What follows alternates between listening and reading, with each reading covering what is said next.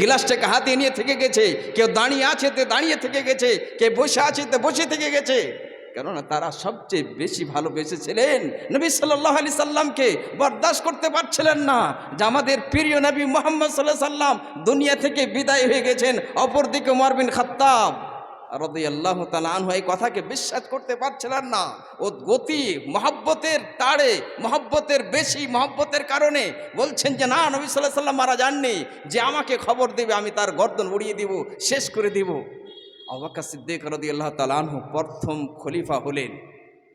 প্রথম খলিফা যখন হলেন, চতুর্দিক থেকে ফিতনা শুরু হলো, চতুর্দিক থেকে ফিতনা। প্রথম খলিফা আবু বকর সিদ্দিক রাদিয়াল্লাহু তাআলা আনহু মজবুত সাহাবী, শক্তিশালী সাহাবী, ধৈর্য অবলম্বন করতে পারেন আবু বকর সিদ্দিক রাদিয়াল্লাহু তাআলা আনহু। চতুর্দিকে ফিতনা। আজকে আমাদেরও ফিতনা আছে।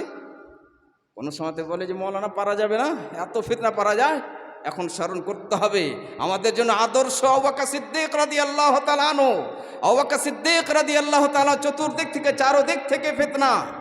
নবী সাল্লাল্লাহু আলাইহি সাল্লামের মৃত্যুর পরে কিছু লোক এমন তৈরি হলো, তারা দাবি করতে শুরু করলো যে আমি নবী। নাউজুবিল্লাহ। এই ফিতনা শুরু হলো এবং সেই নবীকে, তাকে নবী মানতে লাগলো কিছু লোক। বিরাট এক ফিতনা। অপরদিকে একটা ফিতনা হলো যে কিছু লোক ইসলাম থেকে ফিরে গেল, মুরতাদ হয়ে গেল, ইসলাম ছেড়ে দিল, আবার পুনরায় সেই দিনে চলে গেল, মূর্তি পূজাতে চলে গেল, আল্লাহ ছাড়া অন্যের সামনে মাথা নত করতে শুরু করলো। এক বিশাল ফিতনা। এরকম সেই আঘাতে মনে মনে ভাবে না মানুষ, তাহলে তো আমরা তো একদম শেষ। আমাদের দুনিয়ার বাদশাহ, মদিনার বাদশাহ নবী আকরাম সাল্লাল্লাহু আলাইহি সাল্লাম শেষ হয়ে গেছেন। যে একদিকে নবুয়তের দাওয়া করতে শুরু করেছে, অপরদিকে ইসলাম থেকে ফিরে যাচ্ছে, ইসলাম ত্যাগ করে দিচ্ছে। আর একদিকে এক লস্করে ওসামা বলা হয়, লস্করে ওসামা, নবী সাল্লাল্লাহু আলাইহি সাল্লাম জীবিতকালীন সেই লস্কর, সেই ফৌজকে পাঠিয়ে দিয়েছিলেন। যখন তারা খবর শুনতে পেল, যারা সংবাদ পেল যে নবী সাল্লাল্লাহু আলাইহি সাল্লাম দুনিয়া থেকে বিদায় হয়ে গেছেন, সেই লস্কর ফিরে আসছে এবং সাহাবায়ে কেরামের মধ্যে মতভেদ সৃষ্টি হচ্ছে যে না, আর লস্করকে, ফৌজকে পাঠাতে হবে না। আবু বকর সিদ্দিক রাদিয়াল্লাহু তাআলা মজবুত হয়, বলছে না, এই ফৌজকে আমরা সেখানেই পাঠাবো যেখানে নবী সাল্লাল্লাহু আলাইহি সাল্লাম পিঠিয়েছিলেন। মজবুত হলেন, যাতে করে আমরা শক্তিশালী। এতে কি কাজ হলো? এতে কাজ হলো যদি আমরা না পাঠাই তাহলে শত্রুরা ভেবে নেবে যে এখন তারা দুর্বল হয়ে গেছে, কমজোর হয়ে গেছে, আর ইসলাম টিকবে না। আবু বকর সিদ্দিক রাদিয়াল্লাহু তাআলা আনহু বললেন নিজের কর্ম দ্বারাই, নিজের আমলের দ্বারাই যে না, এখন ইসলাম আছে, টিকবে, ভালোভাবে থাকবে, শক্তভাবে যেমন ছিল তেমন এখনও থাকবে। আর একটা ফিতনা সৃষ্টি হলো যে যারা জাকাত দিত নবী সাল্লাল্লাহু আলাইহি সাল্লামের জামানাতে, নবী সাল্লাল্লাহু আলাইহি সাল্লামের যুগে তারা জাকাত দিতে, জাকাত দেওয়া থেকে ইনকার করে দিল যে আমরা আর জাকাত দেব না। নবী সাল্লাল্লাহু আলাইহি সাল্লাম যখন বেঁচে ছিলেন তখন আমাদের উপর কম্পালসারি ছিল, তখন জরুরি ছিল, তখন ওয়াজিব ছিল যে আমরা জাকাত দিব। এখন আর জাকাত দিতে হবে না। কিন্তু তারা নামাজ পড়তো, তারা রোজা রাখতো, তারা ভালো কাজ করত। আবু বকর সিদ্দিক রাদিয়াল্লাহু তাআলা আনহু বললেন ওয়াল্লাহি লা উকাতিলান্নাহুম, আল্লাহর কসম খেয়ে বলছি আমি তাদের সাথে জিহাদ করব, আমি তাদের সাথে লড়াই করব, জিহাদ করব।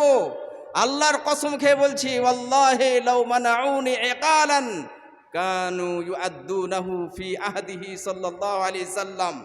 আল্লাহর কসম খেয়ে বলছি যে যদি তারা একটা রস্সিও দিত নবী সাল্লাল্লাহু আলাইহি সাল্লামের জামানাতে, আর যদি সেই রস্সিও না দেয়, আমি তাদের সাথে জিহাদ করব, লড়াই করব।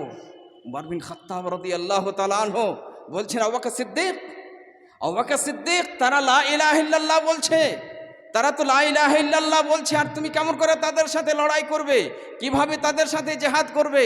লা ইলাহা ইল্লাল্লাহ যারা বলে, এই লা ইলাহা ইল্লাল্লাহর কারণে তার মাল, তার আত্মা, তার নফস মাহফুজ হয়ে যায়, তার সাথে লড়াই করতে পারা যায় না। কিন্তু আবু বকর সিদ্দিক রাদিয়াল্লাহু তাআলা আনহু বারবার বলছেন যে আল্লাহর কসম খেয়ে বলছি, তাকিদের সাথে বলছি যে আল্লাহর কসম খেয়ে বলছি আমি তাদের সাথে জিহাদ করব, লড়াই করব, যারা যাকাত প্রদান করবে না। এক রস্সি বরাবর যদি সেই সময়তে দিত, এখন যদি না দেয় তাদের সাথে লড়াই করব। উমর বিন খাত্তাব রাদিয়াল্লাহু তাআলা আনহু বলছেন যে আবু বকর সিদ্দিক রাদিয়াল্লাহু তাআলা আনহুর জন্য হকের জন্য তার সিনেকে প্রশস্ত করে দিয়েছেন, খুলে দিয়েছেন। আর সেই জিনিসটা আমি পরে বুঝতে পারলাম যে আবু বকর সিদ্দিক রাদিয়াল্লাহু তাআলা সঠিক পথে আছেন। এই জায়গাতে একটা চমৎকার জিনিস বুঝতে পারা যায় যে কোনো সময়তে একটা মানুষ হক বুঝতে পারে, অপর মানুষ হক বুঝতে পারে না। উমর বিন খাত্তাব জান্নাতি, উমর বিন খাত্তাব রাদিয়াল্লাহু জান্নাতি, যাকে শয়তান দেখে সেই গলি থেকে পালিয়ে যেত, কিন্তু সেই সময় উমর বিন খাত্তাব বুঝতে পারেন না। এইরকম কথা ওলামায়ে কেরামের মাঝে হয়ে থাকে। হতে পারে এক ওলামার কাছে এক হক স্পষ্টভাবে বেঁচে গেছে, অন্য আলেম আমি বুঝতে পারিনি। ওই জায়গাতে বারবার চিন্তা করতে হবে, শতবার চিন্তা করতে হবে যে কোন জায়গাতে দলিল আছে, কেমনভাবে উনি বুঝতে পারলেন। আপনার একটু বিরোধিতা হলে আপনার মতামত থেকে বাইরে চলে গেল, হ্যাঁ মৌলানা ভালো না, উল্টাপাল্টা কথা বলছে না। আবু বকর সিদ্দিক রাদিয়াল্লাহু তাআলা আনহু হক পেয়ে গেলেন, উমর বিন খাত্তাব বুঝতে পারছিলেন না, পরবর্তীতে বুঝতে পারলেন। আজকে আমাদের মাঝে ফিতনা আছে না নাই? একটু নাম লি ভয় লাগে, কিন্তু নাম নিতে হবে। আজকে আমরা মাদ্রাসা চালাই, মসজিদ চালাই, আদায় যখন করি আমরা ছন্দ বানাওয়াটি দোয়া করি। যখন এই কথা বলতে ভয় লাগে, এখনো ভয় লাগছে, কিন্তু কি করব, হকের সাথে বলতে হবে। আবু বকর সিদ্দিকের যখন রাদিয়াল্লাহু তাআলা যখন ঘটনা আসে, সেই জামাতে এত ফিতনা ছিল, তারপরেও হকের সামনে বাঘের মতো দাঁড়িয়ে গেলেন আর বললেন যে আমি লড়াই করব, জিহাদ করব। আমরাও কি এতটাও পারবো না যে এই ভঙ্গিমাতে আদায় করা কোথা থেকে পড়বার নাই? বুঝতে পারি না, সেই কিয়ামতের দিন ধরা পড়ে যাব। আজকে যদি আপনার সামনে মাইকের সামনে দাঁড়িয়ে খেয়েছি আর না বলে যায়, চুপচাপ থেকে যায়, আপনিও খোশ আমিও খোশ, না কোথায় পেলেন আপনি এই বানাওয়াটি দোয়া করে আদায় করা? শুধু তাই নয়, সম্পূর্ণ শরীয়ত বিরোধী কাজ, সম্পূর্ণ ফিতনা। আমি একাই বলতে গেলে হয়তো আমাকে ধরে নেবে, বলবে মৌলানা আপনি কেমন কথা বলছেন, সব জায়গাতেই এইভাবে কাজ হচ্ছে, নতুনভাবে কথা। সমস্ত সাহাবায়ে কেরাম রাদিয়াল্লাহু আজমাইন বলছেন যে না, কি করে আপনি জিহাদ করবেন? একাই আবু বকর সিদ্দিক রাদিয়াল্লাহু তাআলা আনহু দাঁড়িয়ে গেছে, না এটাই হক এবং এই হকের জন্য আমি লড়াই করব, জিহাদ করব, জান চলে যায় তবু এই পথে জিহাদ করতে থাকবো। হকপন্থী ওলামাদের উচিত হবে এই হকের সামনে দাঁড়াইতে হবে। কমপক্ষে এতটা তো হয়ে যাবে, কিয়ামতের দিন বেঁচে যাবে এবং এই পেগাম যাবে। মুমিন বান্দা এখনো বেঁচে আছে, এখনো হকপন্থী বান্দারা বেঁচে আছে, তারা হক চায়, সুন্দর কথা শুনতে চায়, তাদের পক্ষে এখন মানুষ দাঁড়িয়ে আছে। একটা ভুল। দ্বিতীয় ভুল জানেন কোথায়?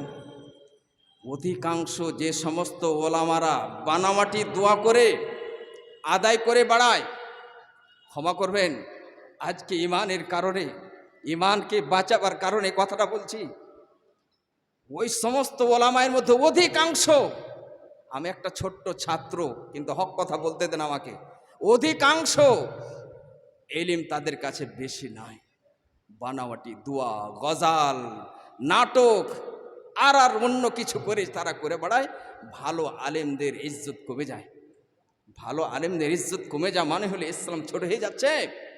ইসলাম আমাদের প্রিয়, ইন্নাল্লাহা জামিলুন ইউহিব্বুল জামাল, আল্লাহ তাআলা সুন্দর এবং সৌন্দর্যকে ভালোবাসেন।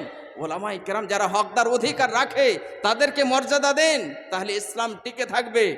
নচিত এমন অবস্থা চলে আসবে যে সঠিক ইসলাম পৌঁছবে না, বাতিল পন্থী হিসাবে নাহকভাবে ইসলাম পৌঁছবে, তখন বলবে এগুলো ইসলাম মানা যাবে না। ইসলাম তো চমৎকার সুন্দর ইসলাম, ইসলামকে আমাদেরকে মানতে হবে। ইসলামকে আমাদেরকে মানতে হবে, ওলামায়ে কেরামদেরকে ইজ্জত দিতে হবে, সম্মান দিতে হবে। এই কথাটা কেন বলছি? আমি একটা সাধারণ মানুষ, মাটির মানুষ, মাটিতে শুয়ে যায়, মাটিতে ঘুমিয়ে যায়, কিন্তু ওলামায়ে কেরাম থাকবেন কিয়ামত পর্যন্ত, তাদেরকে সম্মান দিতে হবে। ইসলাম থাকবে। ইসলাম কাদের দ্বারা? আল্লাহ তাআলা ইসলামে হেফাজত করবেন, ওলামায়ে কেরামদের। তাহলে আপনাকে আমাকে উচিত হবে যে কাকে কোথা থেকে নিয়ে আনবো। আমাদের মা আয়েশা রাদিয়াল্লাহু আনহা উনি বলছেন, আনজিলিন নাসা মানাজিলাহুম, যার যতটা হক আছে, যার যতটা সম্মান আছে, অধিকার আছে, ততটা তাকে সম্মান দাও।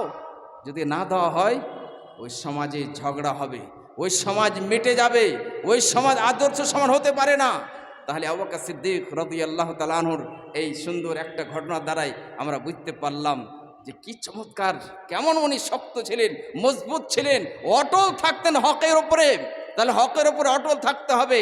আল্লাহর পক্ষ থেকে বান্দা সাহায্য পায়। কোরআনে আল্লাহ তাআলা বলছেন, ইন্নাল্লাযীনা ক্বালু রাব্বুনাল্লাহ, ইন্নাল্লাযীনা ক্বালু রাব্বুনাল্লাহ, যারা বলে দিল আমার রব আল্লাহ, আমার সৃষ্টিকর্তা আল্লাহ, আমার মালিক আল্লাহ, সুম্মাস্তাকামু, তারপরে অটল থাকলো, ফালা খাউফুন আলাইহিম ওয়ালা হুম ইয়াহজানুন, তার কোনো ভয় নাই, তার কোনো চিন্তা নাই, আল্লাহ তার সাথে রয়েছে, সাহায্য করবে, তার মদদ করবে।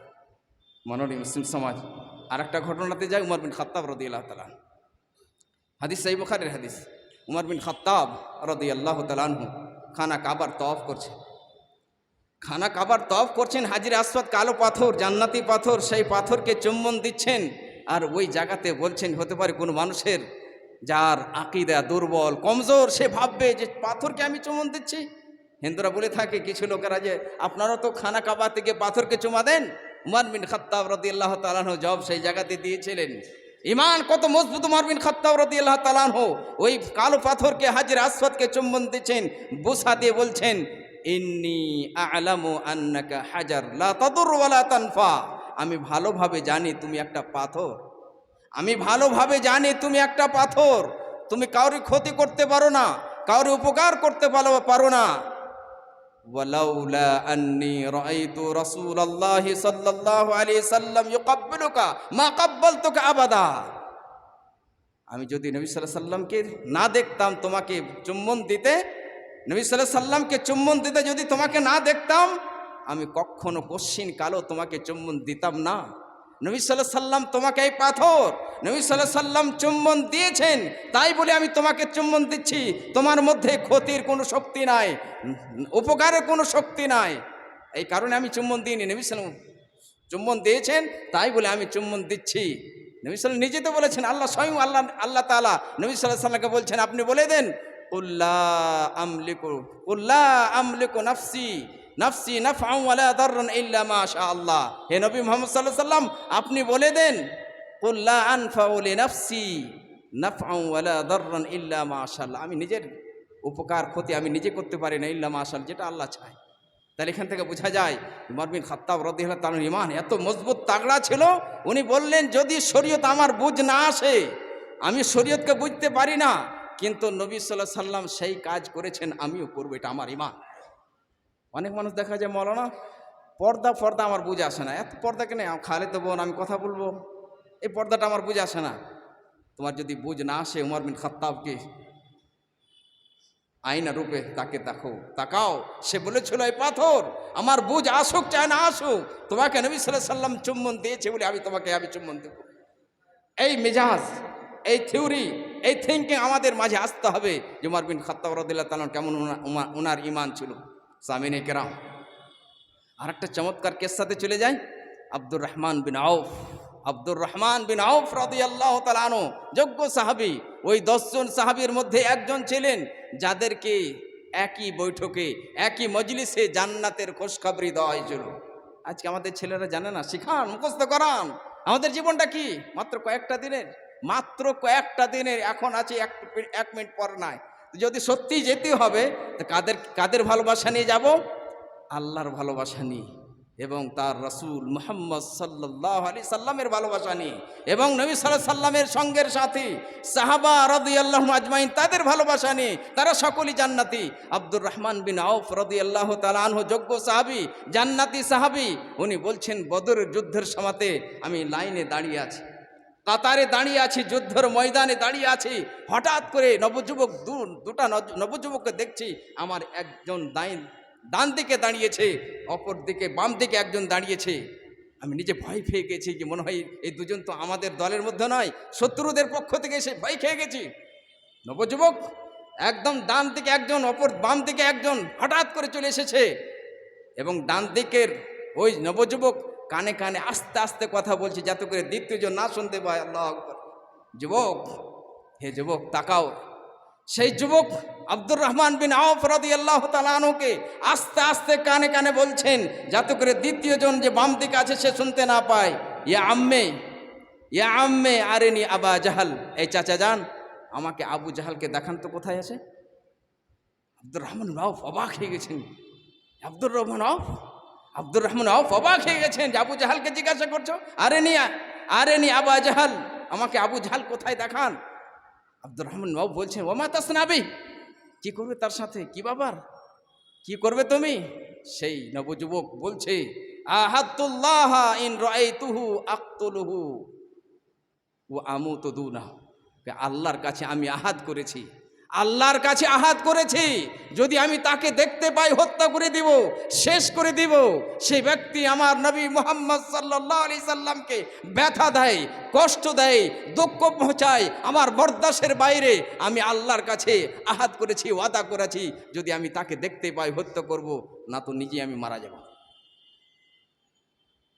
কোথায় আজকে যুবক, এই ধন্য যুবক কোথায় আজকে, যে বলবে আজকে আমরা আহাত করেছি, সুদ ত্যাগ করে দেব?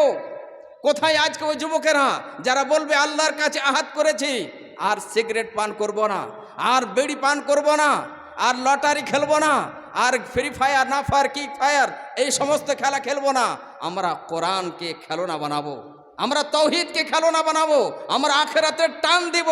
আমরা চাই আবু বকর সিদ্দিক রাদিয়াল্লাহু তাআলা আনহুর জীবনী, আমরা চাই উমর বিন খাত্তাব রাদিয়াল্লাহু তাআলা আনহুর জীবনী, আমরা চাই উসমান রাদিয়াল্লাহু তাআলা আনহুর জীবনী, আমরা চাই আলী রাদিয়াল্লাহু তাআলা আনহুর জীবনী, আমরা চাই বাহাদুর সাহাবী খালিদ বিন ওয়ালিদ রাদিয়াল্লাহু তাআলা তাদের জীবনী, যাতে করে আমরাও বাহাদুর হতে পারি।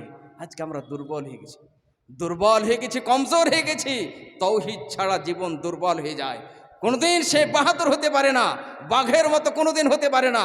কিন্তু তাওহীদ সাহাবায়ে কেরামের জীবনে পড়তে গেলে সেই মানুষ শক্তিশালী হয়, পাওয়ারফুল হয়, শক্তি সে পায়। তাহলে এই জায়গাতে আমরা বুঝতে পারলাম ওই নবযুবক ইমান এত ইমান তাগড়া, সেই জায়গাতে বলছে যে আমাকে দেখান আবু জাহাল কোথায় আছে। আব্দুর রহমান বিন আওফ রাদিয়াল্লাহু তাআলা বলছেন যে আমি তার দুজনের মাঝে থেকে নিজেকে আমি ধন্য মনে করছি, ভাগ্যবান মনে করছি যে এরকম নবযুবকের মাঝে আমি আছি, যারা নবী সাল্লাল্লাহু আলাইহি সাল্লামের সাহায্য করতে চাইছে, ইসলামের সাহায্য করতে চাইছে, নিজেকে ভাগ্যবান মনে করছে। আজকে কোথায় সেই রকম মা বাপ, কোথায় সেই মা বাপ, সেই মা বাপ নিজের সন্তানদেরকে এই ধরনের শিক্ষা দিবে, এইভাবে তারবিয়ত করতে হবে যে আমরা চাই ইসলাম, আমরা চাই তাওহীদ, আমরা এই বানাওয়াটি ইসলাম যে কিছু লোক পেশ করছে ভোজপুরি না পুরিয়ে, এই ধরনের আমরা জিনিস চাই না। সামিনে কেরাম, আবু তালহা রাদিয়াল্লাহু তাআলা, এই পরিবারটা খুব চমৎকার। আবু তালহা রাদিয়াল্লাহু তাআলা আনহু, আনাস রাদিয়াল্লাহু তাআলা আনহু, আনাস বিন মালিক রাদিয়াল্লাহু তাআলা আনহু, উম্মে সুলাইম রাদিয়াল্লাহু তাআলা আনহা, আনাস বিন মালিক রাদিয়াল্লাহু তাআলা আনহুর মা। আনাস বিন মালিক রাদিয়াল্লাহু তাআলা 10 বছর নবী সাল্লাল্লাহু আলাইহি সাল্লামের খিদমত করেছিলেন। উম্মে সুলাইম কেমন ছিলেন আজকে ঘটনাটা আমি বলবো। আবু তালহা রাদিয়াল্লাহু তাআলা আনহু, তার ঈমান কত মজবুত ছিল, কেমন তাগড়া ছিল। আজকে আমাদের ঈমান কেমন? যখন কোরআন মাজিদের মধ্যে এই আয়াতটি অবতীর্ণ হলো, আউযু বিল্লাহি মিনাশ শাইতানির রাজিম, বিসমিল্লাহির রহমানির রহিম, লান তানালুল বিররা হাত্তা তুনফিকু মিম্মা তুহিব্বুন। আল্লাহ যখন এই আয়াতকে অবতীর্ণ করলেন, লান তানালুল বিররা হাত্তা তুনফিকু মিম্মা তুহিব্বুন, যে তোমরা কখনো কোনোদিন কোশ্চিন কালেও নেকি পেতে পারো না যতক্ষণ পর্যন্ত তোমরা নিজের প্রিয় জিনিসকে, ভালোবাসার জিনিসকে আল্লাহর পথে খরচ না করবে। আজকে আমরা দেখা যায় যে অনেক সময়তে ফকির মিসকিনকে খাওয়ার পেশ করি, যেটা বেঁচে গেছে, এই খাওয়াটা দিতে মিসকিনটাকে দেখেছি। আমি দিল্লিতে যখন পড়াতাম আর মসজিদে ইমাম ছিলাম, একদিন কি করেছে একটা লোক, আমি এসার খাওয়া দাওয়া করে বসে আছি, মসজিদের চলাফেরা করছে, ওই সময়তে কিছু লোক ইমাম, আমি তখন ইমাম ছিলাম, আর একজন মুয়াজ্জিন কইছে আপনাদের জন্য খাবার নিস। তো একটু আমি জিজ্ঞাসা করে নিই যে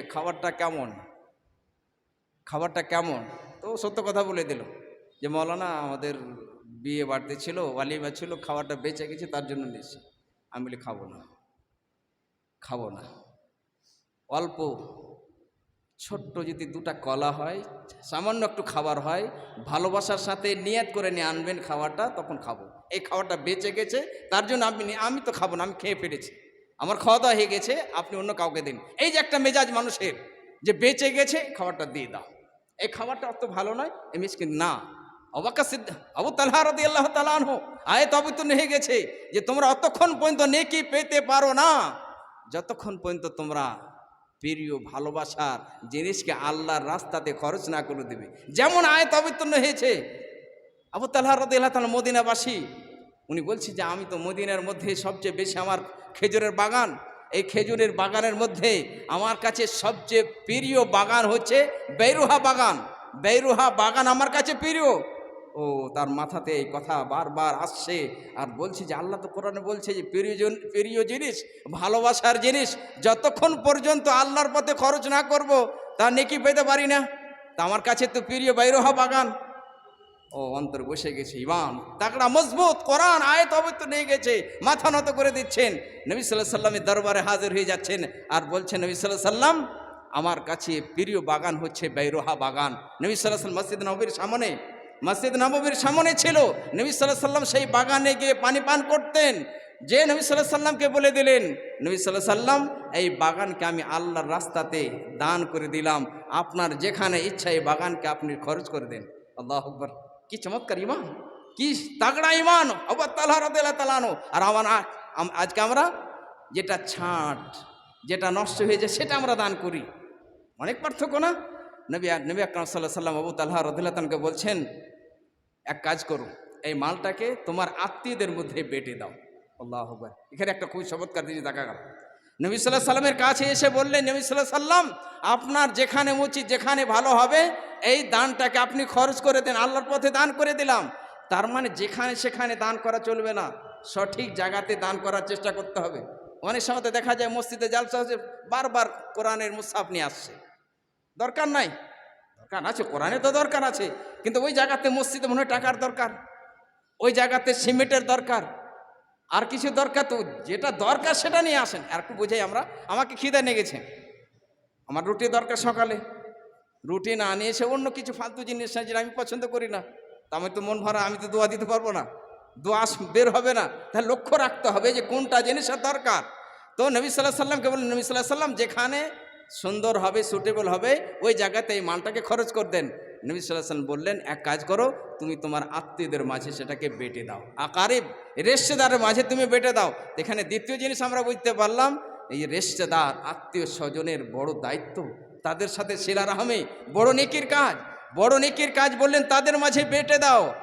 আজকে আমরা কি করে থাকি, আত্মীয়দেরকে ছেড়ে দিই, অপর দেখে খাওয়ার দাওয়াত দিই, ওলিমার দাওয়াত দিই, তাদেরকে আমরা দিয়ে থাকি। তাদের ইমান কেমন ছিল, আত্মীয় স্বজনকে আগে, আত্মীয় স্বজনের সাথে আসল ব্যবহার। অনেক যুবক, অনেক তো বলি না, কিছু যুবক এমন আছে মা বাপকে ছেড়ে দিয়েছে, নাউজুবিল্লাহ, মা বাপকে ছেড়ে দিয়েছে। মা বাপকে ছেড়ে দিলে সে জীবনে সফল হবে? সে কোনোদিন কামিয়াব হতে পারবে? সে কোনোদিন কামিয়াব হতে পারবে না।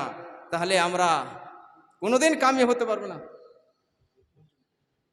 কোনোদিন আমরা কামিয়াব হতে পারবো না। তাহলে মা বাপের লক্ষ্য রাখতে হবে। সর্বপ্রথমে সিলা রাহমের লিস্টে মা বাপ সর্বপ্রথমে আসবে, তারপরে ভাই বোন আর ছেলে মেয়ে স্ত্রী, এবং তারপরে অন্য অনেকে আমরা যাব। তাহলে এখান থেকে আমরা বুঝতে পারলাম যে আল্লাহর পথে আমরা কোন জিনিসটা খরচ করব, আল্লাহর কাছে কিছু নেকি পাবো এই আশা নেই। আমাদেরকে সফর করতে হবে না, হবে না?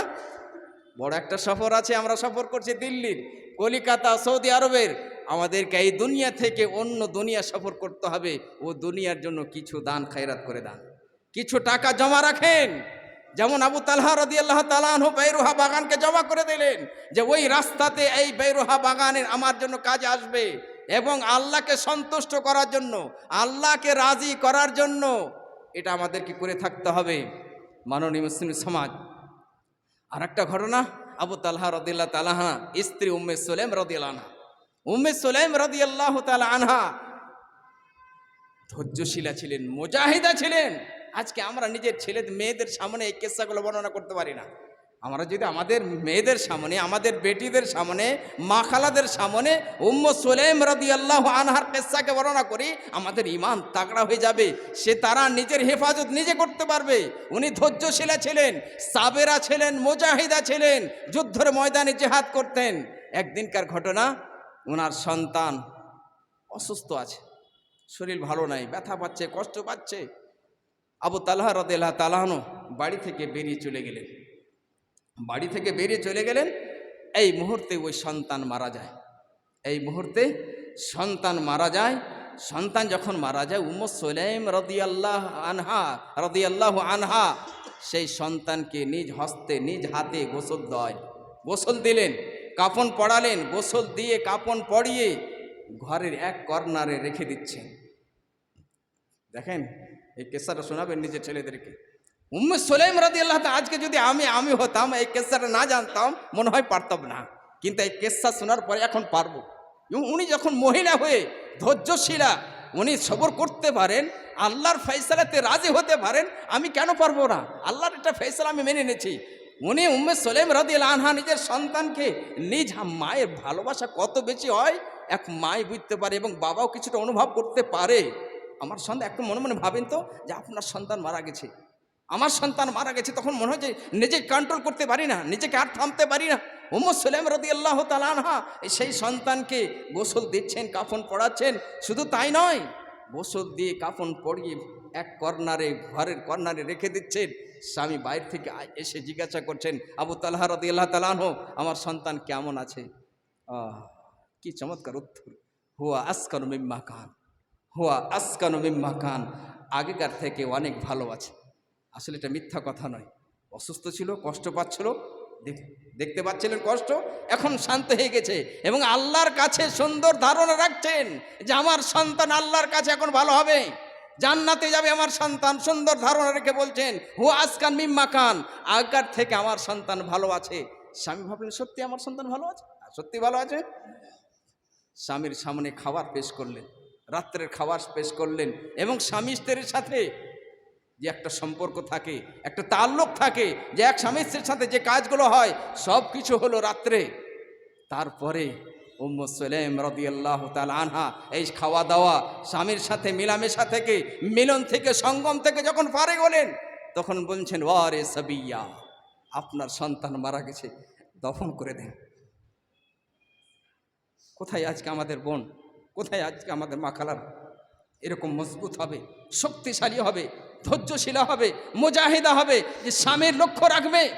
স্বামীকে আজকে একটু ব্যথা পেয়ে গেছে, লবণ নাই বাড়তে, স্বামী একটু পরে এসেছে, আসা মাত্রই তাকে ঝাড়ি দিয়েছে। আপনি কোথায় ছিলেন? লবণ না, অমুক নাই, তমুক নাই। কোথায় আমাদের উম্মে সুলাইম রাদিয়াল্লাহু কিসসা? যদি এই কিসসাগুলো তাদের সামনে আমরা পেশ করতে পারি, ঈমান তাগড়া হবে, মজবুত হবে, জীবন সুন্দর হবে, আমরা দুনিয়াতে জান্নাত বানাইতে পারবো। সত্যি জান্নাতের যখন টান হয়ে যায়, দুনিয়াতে কিছু জান্নাতের খুশখবরি, কিছু সুখ পেতে লাগে। আরে সাবি, আপনার সন্তানকে দফন করে দেন। আবু তালহা রাদিয়াল্লাহু তাআলা বলছেন যে আমি নবী সাল্লাল্লাহু আলাইহি ওয়াসাল্লামের সাথে ফজরের নামাজ পড়লাম, ফজরের নামাজ পড়ে এই কিসসাটাকে বললাম যে এরকম ঘটনা। নবী সাল্লাল্লাহু আলাইহি ওয়াসাল্লাম বলছেন হাল আরাস্তুমুল লাইলা, এই রাত্রে কি তোমাদের মিলন ঘটেছিল, সঙ্গম হয়েছিল স্বামী স্ত্রীর? উনি বলছেন নাম, হ্যাঁ আমাদের এই রাত্রে মিলন হয়েছিল। নবী সাল্লাল্লাহু আলাইহি ওয়াসাল্লাম দোয়া দিলেন বারাকাল্লাহু লাকুমা ফি লাইলাতিকুমা, তোমাদের এই রাত্রে তোমাদের মাঝে যেন আল্লাহ বরকত দেয়। নবী সাল্লাল্লাহু আলাইহি ওয়াসাল্লাম দোয়া দিলেন, এবং সেই রাত্রের মিলনে একটা সন্তান দুনিয়াতে এসেছিল, সেই সন্তানের নাম ছিল আব্দুল্লাহ, এবং সেই সন্তানের জন্য নবী সাল্লাল্লাহু আলাইহি ওয়াসাল্লাম দোয়া দিয়েছিলেন। সেই দোয়ার বরকত ছিল ওই সন্তান থেকে 9টি সন্তান হয়েছে, 9টা সন্তান ছেলে। এই 9টি কোরআনের হাফেজ ছিলেন। আল্লাহু আকবার, 9টা কোরআনের হাফেজ। তার মানে কোরআনের হাফেজ হওয়া বড় বরকত, বড় নেকি। এমন একটি নেকি কোরআনের তেলাওয়াত, এই নেকি কোনোদিন শেষ হয় না। তাহলে এখান থেকে আমরা বুঝতে পারি কেমন ওনার ঈমান তাগড়া ছিল। আর আজকে আমাদের ঈমান, আল্লাহ গো তুমি আমাদেরকে তৌফিক দাও যাতে করে তাদের ঈমান আমরা পড়ে শুনে আমরাও তাদের মতো হতে পারি, এবং মরার পরে তাদের সাথে যেন জান্নাত যেতে পারি। আমিন। ওয়া সাল্লাল্লাহু আলা নবিয়িনা মুহাম্মদ ওয়া আলা আলিহি ওয়া সাহবিহি আজমাইন। আসসালামু আলাইকুম ওয়া রাহমাতুল্লাহি ওয়া বারাকাতুহু।